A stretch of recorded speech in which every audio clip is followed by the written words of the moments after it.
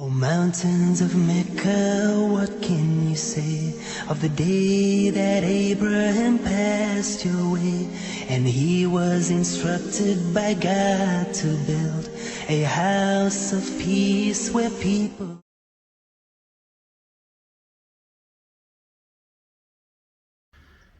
Assalamu alaikum wa rahmatullah. Inshallah os irmãos estejam bem. Acabei de chegar aqui na Mesquita de Brasília, no Centro Islâmico do Brasil, alhamdulillah. Aqui, para quem não conhece, é a parte externa, né, da mesquita.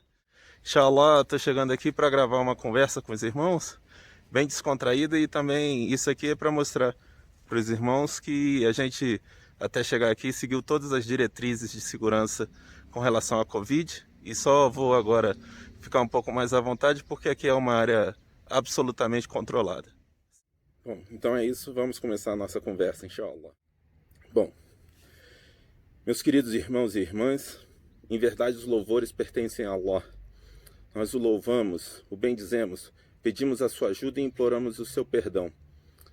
E presto testemunho de que não há outra divindade digna de adoração a não ser Allah. E presto testemunho de que o profeta Muhammad sallallahu alaihi wasallam é o seu servo e o seu mensageiro. Meus queridos irmãos, primeiro, todos os louvores são para Allah, novamente, e que a paz, as bênçãos e a misericórdia de Allah subhanahu wa ta'ala esteja com o nosso amado profeta Muhammad sallallahu alaihi wasallam. Irmãos queridos, eu vou fazer essa conversa rapidamente com os irmãos. Como muitos sabem, hoje eu estou advogado aqui em Brasília já há alguns anos, alhamdulillah, mas já tenho uma experiência, tanto na vida pública, anteriormente no governo federal, ainda tenho um cargo hoje numa fundação pública federal, né, uma fundação autárquica, e advogo também, né, nunca contra a administração por impedimento do Estatuto da Advocacia, mas enfim. E anteriormente fui membro da Polícia Federal, né, aqui em Brasília, até o final do ano de 2010. Então, creio que eu tenho alguma noção de segurança e em três aspectos que eu vou especificar com os irmãos. E então eu vou conversar com os irmãos a esse respeito, inshallah, possam ser palavras úteis aos irmãos. Antes de mais nada, como advogado, eu devo falar que caso os irmãos e irmãs tenham qualquer tipo de problema, o meu aconselhamento é que procurem a ajuda de um profissional da área, tá? Um consulente jurídico ou um advogado devidamente inscrito no respectivo Conselho Seccional da Ordem dos Advogados do Brasil. E ele poderá propiciar a melhor defesa técnica para cada um dos senhores e das senhoras, inshallah. Então, nesse momento do abençoado Ramadã, a gente faz essas palavras aqui, como também, inshallah ta'ala, nosso Rabb aceite isso como uma boa ação de nossa parte, como uma orientação a título absolutamente gracioso para os irmãos e para as irmãs.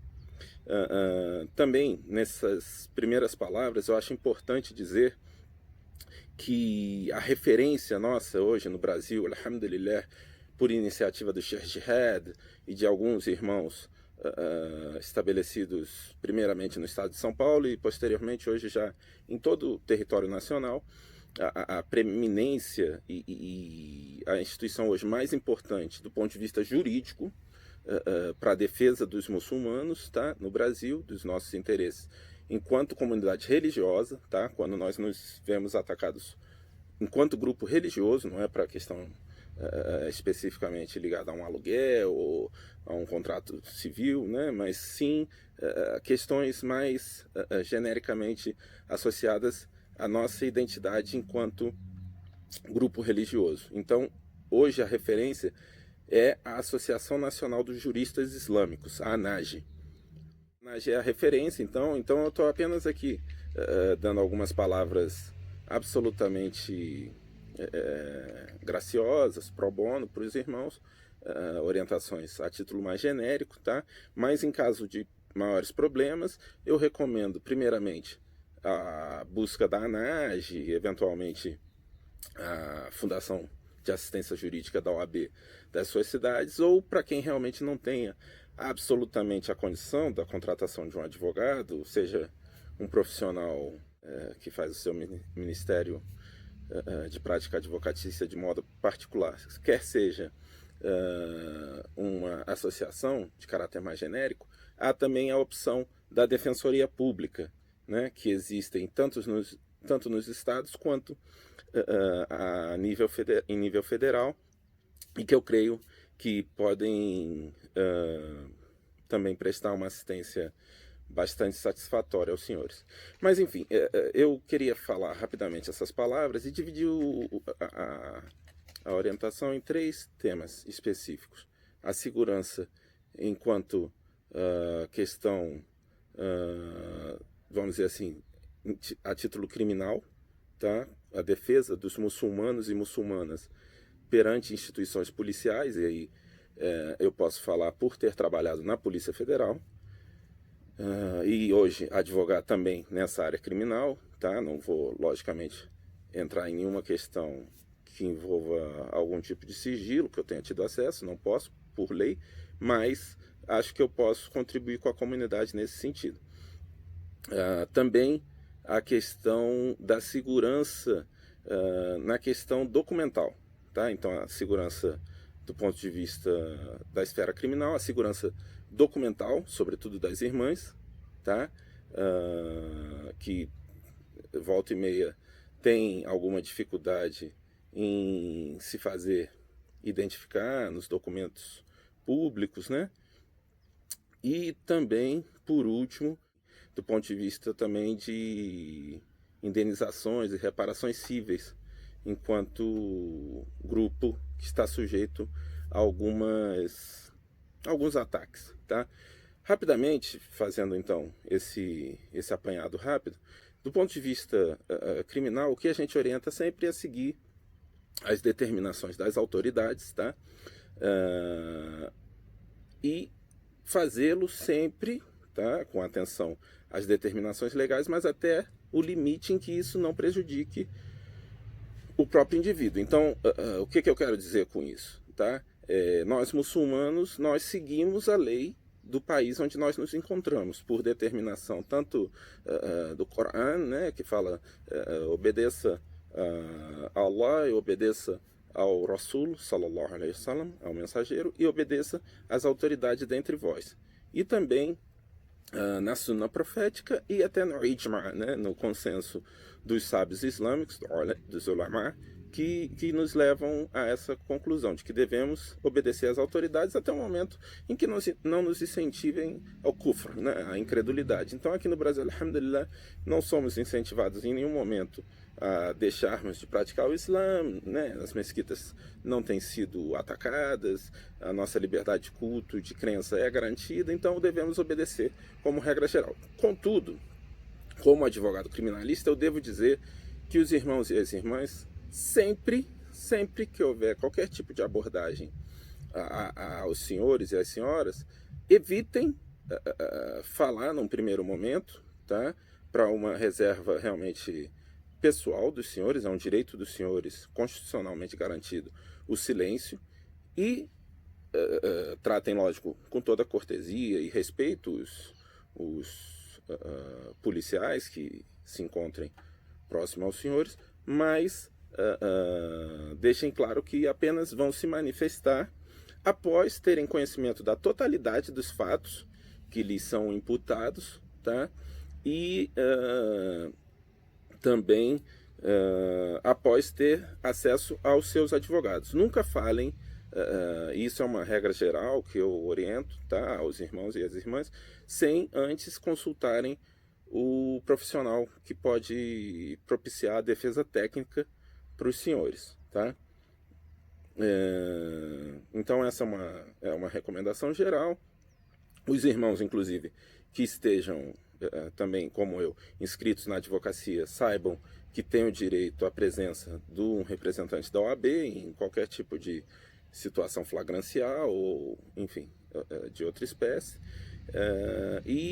O que o cidadão comum aqui no Brasil está obrigado? Quando ele é convocado, aí a polícia, em regra, ele deve ir, deve comparecer, ainda que faça o uso do direito ao silêncio. Tá? Mas para não incorrer num eventual crime de desobediência ou de desacato, enfim. Hoje até essa figura de desacato tem sido revista pelo Superior Tribunal de Justiça, mas, em regra, a pessoa deve comparecer e deve responder aquelas perguntas básicas de identificação pessoal. Qual é o seu nome, onde reside, número de documento pessoal, RG, CPF, se tiver que fazer alguma identificação digital, e é isso, tá? Em regra é isso. Não há necessidade, em princípio, de fotografia se a pessoa já tiver uma identificação ali consigo, um registro civil, mas enfim, também se os policiais pedirem, não vejo um grande problema nisso, tá? Mas qualquer outro tipo de prova, fornecer alguma coisa para as autoridades policiais, permitir a entrada em suas casas, a pessoa está desobrigada disso, tá? Exceto na situação em que haja, logicamente, um mandado judicial obrigando a pessoa a fazer esse fornecimento, ou o que seja, tá? Mas o mandado, vejam, um mandado obrigando a pessoa a fornecer, não é um mandado, por exemplo, de busca e apreensão. O mandado de busca e apreensão dá direito a quê? Aos policiais entrarem naquele recinto e terem acesso às evidências ali que eles encontrem. Mas a pessoa, por exemplo, não está obrigada pronto a fornecer, por exemplo, suas senhas pessoais, tá? De computador ou de celular, enfim. Então essa é uma orientação primeiramente com relação a essa questão, vamos dizer assim, de esfera criminal, investigatória. E também vou deixar um link aqui abaixo de uma cartilha que existe para alguns irmãos ou irmãs que eventualmente possam vir a estar presos. Uma cartilha foi formulada pela Defensoria Pública da União e que fala justamente a respeito desses direitos dos detentos de confissão islâmica, os muçulmanos que eventualmente, Allah nos livre disso, venham a ser presos. Também a questão da segurança documental, como eu disse anteriormente, é uma questão com que muitas irmãs se deparam.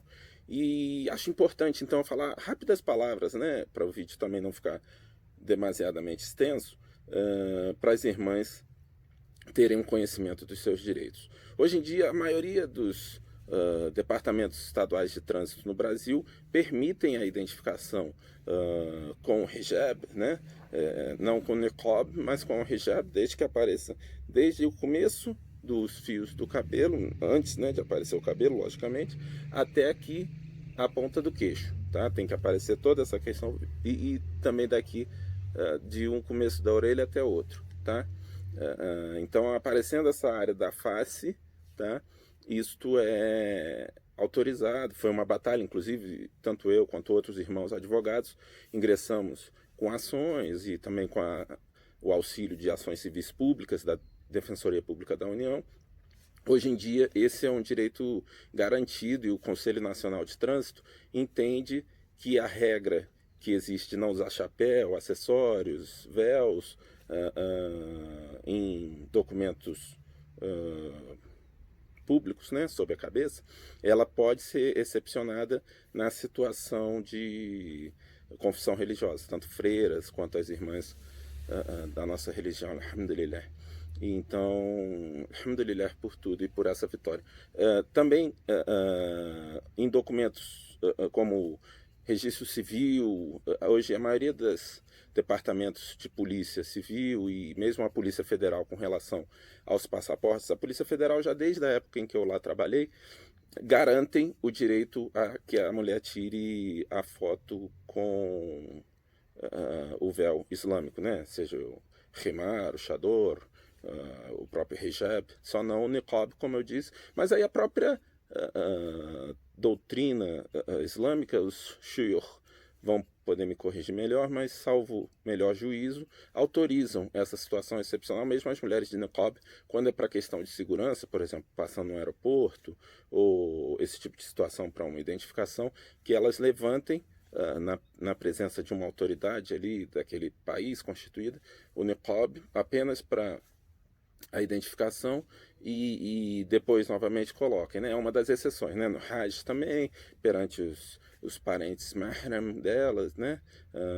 Diante de um médico, um profissional médico. Então são algumas exceções que existem, mesmo para as irmãs que utilizam niqab, para que possam deixar a face aparecer. Mas isso eu creio que os shuyukh têm o melhor conhecimento, os ulama, então eu não vou me manifestar tanto sobre essa questão do ponto de vista religioso, né? Eu faço essa manifestação preliminar do ponto de vista documental. Então, tanto os RGs quanto o próprio passaporte podem ser feitos já há algum tempo, na maioria dos estados, e o passaporte em todo o território, com a Polícia Federal, utilizando o hijab. Eles vão fazer aquela foto digital.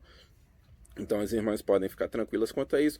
Nos aeroportos também é importante comentar, existe uma resolução, eu depois coloco a referência aqui abaixo do vídeo, quando eu editar, mas enfim, um normativo da ANAC, da Agência Nacional de Aviação Civil, que fala da questão da retirada aleatória da pessoa da fila ali, né, da espera, a fila da revista do raio-x, e a pessoa pode ser retirada, né, supostamente aleatoriamente, por decisão ali dos profissionais de segurança do aeroporto, para uma revista mais pormenorizada. Então, nesse caso, o próprio normativo da ANAC garante às pessoas que têm uma determinada confissão religiosa que peçam para que essa revista seja feita numa sala reservada, no próprio aeroporto. Ele pode ser um quarto, algum lugar reservado, e que, no caso das mulheres, seja feito por profissionais femininas de segurança, né, por mulheres, né, da segurança ali do aeroporto. Então, esse também é uma garantia que eu creio ser importante comentar com as irmãs. Com relação ao concurso, lógico, como são instituições privadas que realizam, vai depender de banca a banca, mas em geral, Fundação Getúlio Vargas, Sesgran Rio, Vunesp, pela nossa experiência aqui, minha e de minha esposa, costumam não causar grandes problemas, tá? Existe uma certa resistência, a gente até hoje não entende muito o motivo disso, tá? Mas existe uma resistência do CESP. Novamente, a gente também ingressou com algumas ações, algumas outras irmãs aqui também em Brasília, além de minha esposa, e foram obtidas liminares em outros estados para que a irmã pudesse fazer o concurso usando o hijab, né? Então, o que normalmente eles pedem é que seja mandado, as instituições que permitem, né? Seja mandado um e-mail com antecedência, dizendo da necessidade de atendimento especial, colocando um documento ali. Normalmente as mesquitas emitem, né? As grandes mesquitas brasileiras, as maiores, né? De Curitiba, de São Paulo, aqui em Brasília, até onde eu sei, emitem essa documentação. As próprias instituições maiores, né, de defesa, vamos dizer assim, institucional da comunidade, né, o CEDIAL, né, o Centro de Divulgação do Islã para a América Latina, a FAMBRAS, a Federação das Associações Muçulmanas do Brasil, né, e outras instituições, né, que Allah subhanahu wa ta'ala recompense grandemente, enormemente os irmãos que lá trabalham e as irmãs pelo seu trabalho. Então eles também emitem essa documentação, tá? Então, com isso, normalmente a mulher passa também por uma revista antes, em sala reservada, para ver se não tem algum ponto eletrônico, e é autorizado o concurso público, né, a realização, e outras vezes em provas separadas, só com fiscais femininas, enfim. E por último, a questão então da segurança com relação à questão de reparação, a segurança jurídica, vamos dizer assim, de maneira mais específica, com relação à reparação civil, tá? Por eventuais ofensas, tá? Então aí nessa situação específica, tá? Ou até em contratos que lesem a pessoa em razão da sua orientação religiosa, mas sobretudo quando há uma ofensa, né? Uma injúria, ou a difamação, ou a calúnia, né? Que são ali da esfera criminal, mas a gente vai atrair para a esfera civil, né? Então existem todos os normativos, né? Os códigos e legislações extravagantes, né? Como o Código Civil e, enfim, outras leis, né? A própria lei KO, que eles chamam, né? Que é a lei sobre discriminação religiosa, que fala, sobretudo, maiormente sobre o ponto de vista penal, mas que pode ser atraída para fazer uma alusão aí e fazer a correlação com a imputação civil. Então, assim, o Código Civil tem alguns artigos específicos que falam da responsabilidade civil, objetiva ou subjetiva, conforme seja o caso. Então, vai assegurar também essa reparação. Mas aí, novamente, eu recomendo os irmãos e as irmãs que busquem um profissional advogado, especificamente para que ele faça esse cotejo aí da legislação e veja se existe uma subsunção, uma aplicação ali à situação fática que o irmão ou a irmã tenha passado, para que suscite eventualmente o direito de uma reparação, de uma indenização por danos morais ou até danos materiais, se for o caso. Tá? Por último, uma orientação de ponto de vista genérico, né, que a gente esteja aberto sempre aí ao diálogo, né, tanto com autoridades, com pessoas de outras religiões, com os próprios muçulmanos, usando sempre o bom adab, o bom akhlaq, né, a boa ética, o bom comportamento islâmicos, e também respeitando as leis, logicamente, né, não adianta um muçulmano ser um mau cidadão, um mau sujeito, um mau religioso, não cumprir suas obrigações, ser inadimplente, viver dando calote, não ter palavra, e depois buscar o respeito das pessoas. Isso aí eu falo mais do que do ponto de vista legal, do ponto de vista moral, humano. Então, que a gente esteja aberto. As pessoas, o Sheikh Jihad e o Sheikh Rodrigo sempre falam muito, as pessoas só respeitam aquilo que elas conhecem. Então, que a gente esteja aberto de um modo caridoso e com muita calma, com muita temperança, a explicar às pessoas sobre as especificidades da nossa religião, né? Por exemplo, a questão do hijab, que não é um adereço, né, religioso, não é um instrumento religioso, é uma questão identitária, faz parte de como a muçulmana se compreende. Então, a gente explicar todas essas situações, porque isso eu acho que quebra os preconceitos, os estereótipos, ajuda a uma harmonia maior, né, e a nossa boa convivência aqui nessa sociedade, né? Hoje a gente está numa situação complicada, eu não vou entrar muito em maiores comentários políticos, mas existe, eu não estou especificando em nenhum político especificamente, tá? Mas existem grupos, tá? De parte a parte, não apenas num determinado governo, mas a gente sabe que existem grupos que têm uma grande resistência aos muçulmanos. Então achei importante trazer essas palavras, sobretudo da questão da segurança dos irmãos e das irmãs. Inshallah sejam úteis aos irmãos, e rogo a Allah subhanahu wa ta'ala que aceite o nosso jejum, as orações, a caridade, as boas ações, enfim, tudo de melhor que nós façamos nesse abençoado mês. E recompense os irmãos com o paraíso mais elevado. E se a gente não se encontrar pessoalmente nessa vida, inshallah, a gente se encontre na próxima, no Jannat Firdaus. Amin, ya Rabbi. Wa taqabbal Allah as-siyam wa qiyam wa amla salih wa assalamu alaikum wa rahmatullahi ta'ala wa barakatuh. E que a paz, as bênçãos e a misericórdia de Allah estejam com vocês e as suas famílias. Assalamu alaikum.